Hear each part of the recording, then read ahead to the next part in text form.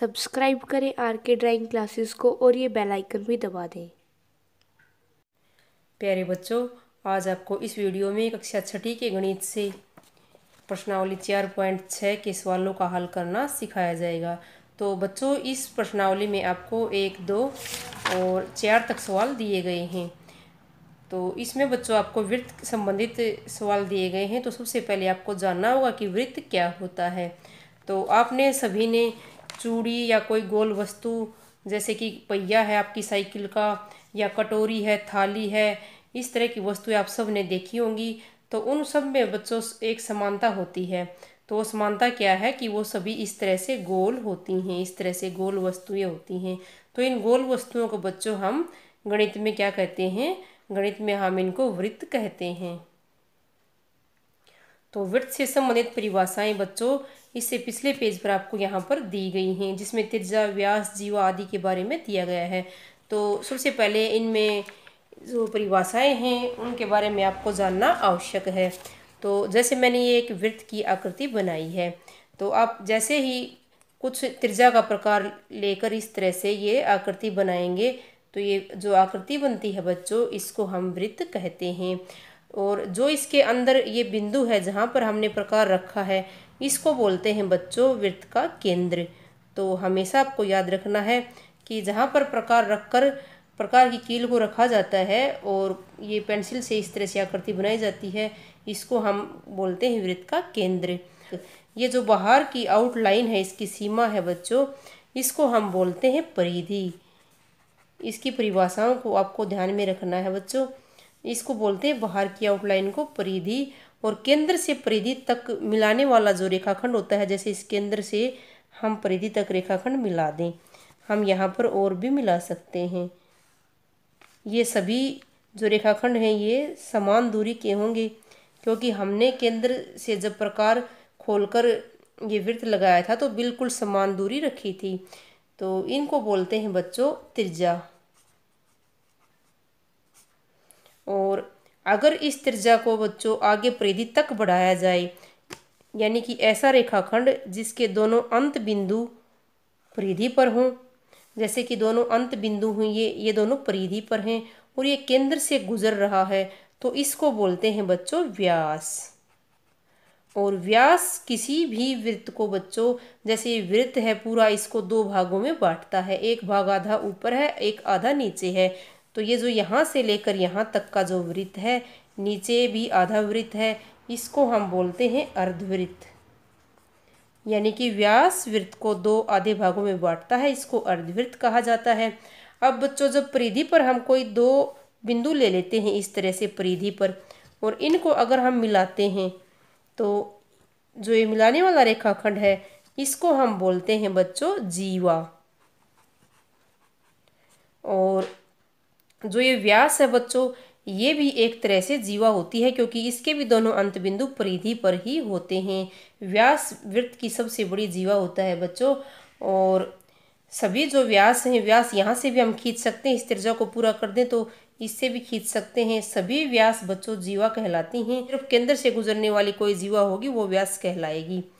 और अब बच्चों, ये जीवा वृत्त को दो भागों में बांट देती है।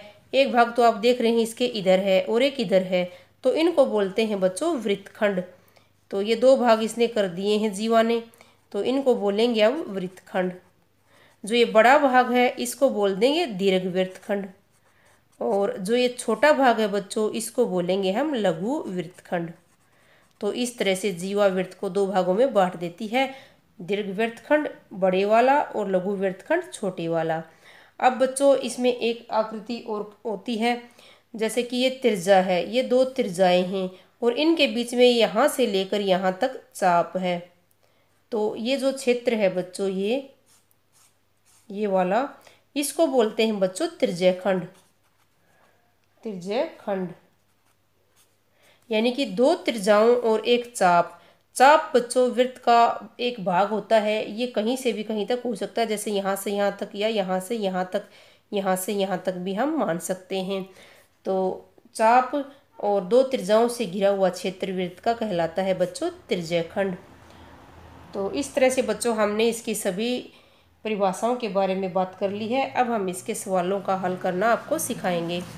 तो सबसे पहले क्वेश्चन नंबर 1 में दिया गया है, संलग्न आकृति देखकर लिखिए। ये आकृति आपको बच्चों गणित में दी गई है, मैंने इसको ज्यों का त्यों बनाया है।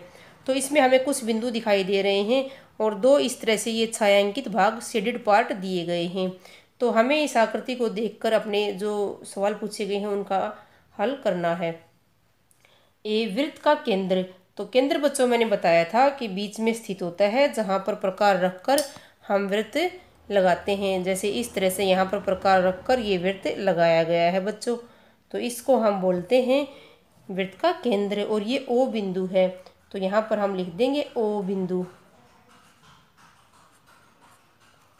अब बच्चों तीन त्रिज्याएं, तो त्रिज्या हमें पता है कि केंद्र से परिधि तक मिलाने वाला रेखाखंड त्रिज्या कहलाता है। तो ओ सी, ओ ए और ओ बी, तीन त्रिज्याएं हमें दिखाई दे रही हैं। मैंने ये पहले बेसिक जानकारी में अच्छे से आपको समझाया था। ओ ए रेखाखंड, फिर ओ बी रेखाखंड और ओ सी रेखाखंड, ये हमारी तीन त्रिज्याएं हैं बच्चों। इसमें रेखाखंड का निशान आपको इस तरह से लगाना है, रेखाखंड लिखने की आवश्यकता नहीं है। फिर पूछा गया है एक व्यास। तो व्यास बच्चों त्रिज्या का दुगना होता है और इसके दोनों अंत बिंदु परिधि पर होते हैं और ये केंद्र से गुजरता है। तो ये ए सी इसका व्यास है, केंद्र से भी गुजर रहा है, दोनों अंत बिंदु परिधि पर भी हैं, तो ए सी व्यास हो जाएगा, ए सी रेखाखंड। अब पूछा गया है एक जीवा। तो जीवा बच्चों कहीं पर भी हम दो बिंदु ले लेते हैं परिधि पर, वृत्त की परिधि पर, और उनको मिला देते हैं, तो उनको मिलाने वाला रेखाखंड एक जीवा कहलाता है। तो ये ई डी रेखाखंड एक जीवा है। अभ्यंतर में दो बिंदु, अभ्यंतर का अर्थ बच्चों होता है अंदर की ओर। ये हमने पहले भी जो बहुभुज देखे थे उनमें था कि अभ्यंतर अंदर का पार्ट होता है। अभ्यंतर में दो बिंदु, तो एक बिंदु तो ओ है बच्चों, इसमें एक पी है। तो बिंदु ओ तथा बिंदु पी, बिंदु पी।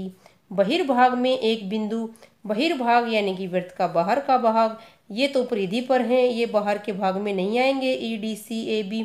तो बाहर बिंदु कौन सा है, बिंदु क्यू। तो इसको हम लिख देंगे बच्चों यहाँ पर बिंदु क्यू।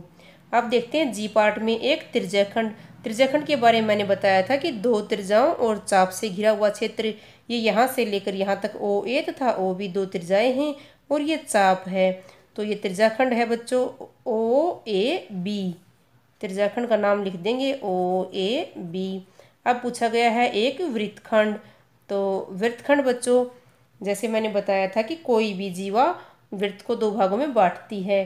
तो एक वृत्तखंड तो ये हो जाएगा ई डी इधर वाला, और एक वृत्तखंड हो जाएगा ये इधर वाला। तो जो ये छायांकित भाग है बच्चों ई डी, इसको हम लिखेंगे। यहाँ पर भी आपको छायांकित भाग लिखना है, जो ओ ए बी के बीच में छायांकित भाग है, छायांकित या शेडिड भाग है। और यहाँ पर भी ई डी छायांकित भाग है, जो ये क्या है, वृत्तखंड है बच्चों। ई डी के बीच में जो ये छायांकित भाग है चाप और जीवा के बीच में, ये वृत्तखंड होता है। अब हम देखते हैं बच्चों क्वेश्चन नंबर 2। क्वेश्चन नंबर 2 ए, क्या वृत्त का प्रत्येक व्यास उसकी एक जीवा भी होता है। तो बच्चों जब मैंने आपको ये परिभाषाएं बताई थी तो इसमें आपको बताया था कि जो वृत्त का व्यास है ये प्रत्येक व्यास एक जीवा भी होता है, क्योंकि जीवा की परिभाषा होती है कि परिधि पर दोनों अंत बिंदु होते हैं। तो व्यास के भी दोनों अंत बिंदु बच्चों परिधि पर ही होते हैं, तो इसीलिए प्रत्येक व्यास जीवा होता है। तो यहाँ पर आएगा बच्चों हाँ, वृत्त का प्रत्येक व्यास उसकी एक जीवा भी होता है। वृत्त का प्रत्येक व्यास, प्रत्येक यानी कि हर एक व्यास उसकी एक जीवा भी होता है, एक जीवा भी होता है। क्योंकि जीवा परिधि पर कहीं भी दो बिंदु ले लेंगे और उनको मिलाने वाला रेखाखंड होता है, और व्यास के भी दोनों अंत बिंदु परिधि पर होते हैं। बी पार्ट, क्या वृत्त की प्रत्येक जीवा उसका एक व्यास भी होती है। तो इसमें आएगा बच्चों नहीं, क्योंकि वृत्त की प्रत्येक जीवा उसका व्यास नहीं होती है। अब जीवा तो बच्चों हम यहाँ पर भी हमने ये बनाई थी, तो ये व्यास नहीं है। आप देख सकते हैं कि जीवा तो कहीं भी हम इस तरह से दो बिंदु ले लें और इनको मिला दें तो वो जीवा कहलाती है। लेकिन व्यास के लिए शर्त ये है कि दोनों बिंदु परिधि पर भी हों और ये केंद्र से भी गुजरे, तो इसलिए प्रत्येक जीवा व्यास नहीं होती है। तो इस तरह से इसका आंसर आएगा नहीं। अब क्वेश्चन नंबर 3 है बच्चों, कोई वृत्त खींचिए और निम्न को अंकित कीजिए। ए उसका केंद्र, बी एक त्रिज्या, सी एक व्यास, डी एक त्रिज्याखंड, ई उसके वृत्तखंड, उसके अभ्यंतर में एक बिंदु, जी उसके बहिर्भाग में एक बिंदु, एच एक चाप। तो ये सभी चीज़ें हमें इसमें दर्शानी है बच्चों। तो जैसे मैंने ये बनाया था इसी तरीके से हम अब एक यहाँ पर वृत्त बनाएंगे। तो सबसे पहले आपको यहाँ पर एक वृत्त खींचना है बच्चों और उसमें ये सभी बिंदु आपको दर्शाने हैं। तो वृत्त खींचने के लिए आप इस तरह से कुछ त्रिज्या का प्रकार खोल लीजिए और इस तरह से चाप लगा लीजिए बच्चों, और इसको आपको पूरा मिलाना है इस तरह से।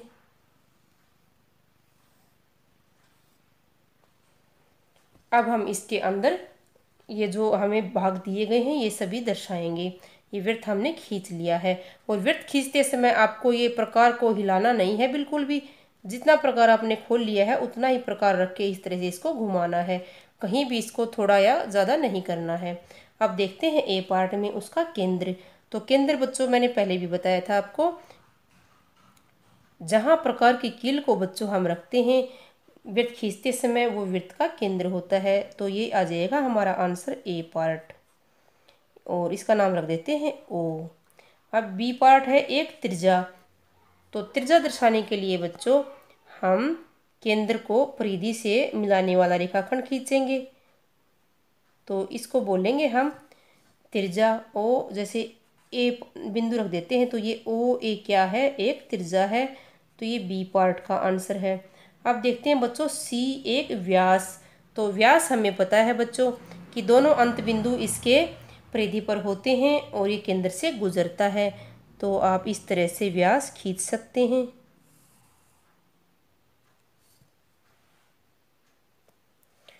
तो इसका नाम रख देते हैं बच्चों जैसे पी क्यू, ये हमारा व्यास हो जाएगा। और ये सी पार्ट में था तो ये सी पार्ट का आंसर हो जाएगा। अब बच्चों एक त्रिज्याखंड। तो त्रिज्याखंड हमें पता है कि दो त्रिज्याओं और चाप के बीच का भाग होता है त्रिज्याखंड। तो एक त्रिज्या तो हमने पहले से ही ले रखी है यहाँ पर, दूसरी त्रिज्या हम यहाँ पर ले लेंगे। और जो ये भाग है इसको आप इस तरह से शेड कर सकते हैं त्रिज्याखंड के लिए। इसमें आप कोई भी इस तरह से आकार बना सकते हैं या इसमें आप रंग भर दीजिए। तो आप इसको बता सकते हैं कि ये डी पार्ट है, एक त्रिज्याखंड है।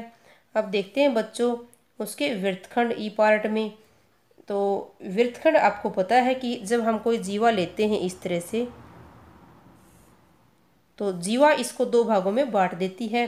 तो जीवा के एक तरफ ये छोटा पार्ट बच जाता है, छोटा भाग बच जाता है वृत्त का, और एक तरफ बड़ा भाग बच जाता है वृत्त का। तो आप किसी भी भाग को शेड कर सकते हैं। आप छोटे वाले भाग को शेड कर दीजिए इस यहाँ पर, तो ये हो जाएगा उसका वृत्तखंड।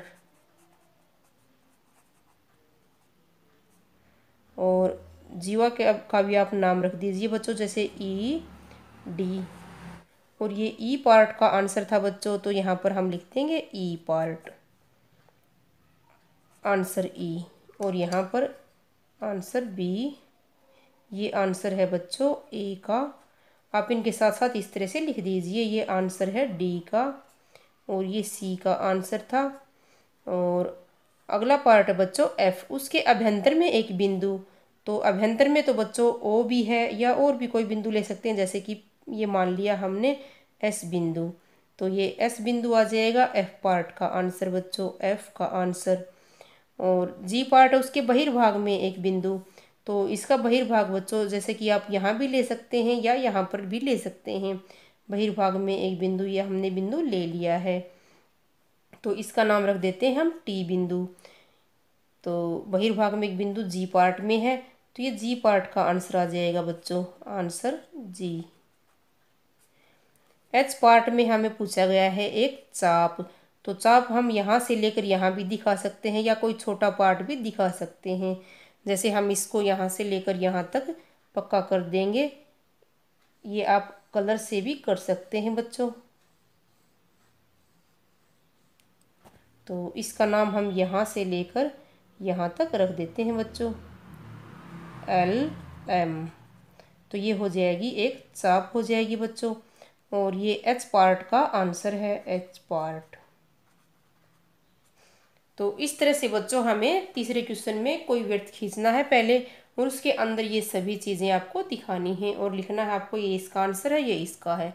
अब देखते हैं क्वेश्चन नंबर 4। सत्य या असत्य बताइए। ए पार्ट, वृत्त के दो व्यास अवश्य ही प्रतिच्छेद करेंगे। तो बच्चों ये बात बिल्कुल सही है। जैसे ये वृत्त मैंने खींचा हुआ है, इसमें एक व्यास ये खींचा गया है, अगर दूसरा व्यास खींचे, मान लीजिए इस त्रिज्या को आगे बढ़ा दें, तो ये व्यास दोनों एक दूसरे को काटते हैं। और कहाँ काटते हैं? केंद्र पर ही हमेशा काटते हैं। जैसे कि मैंने पहले भी इस आकृति में ये व्यास बनाया था।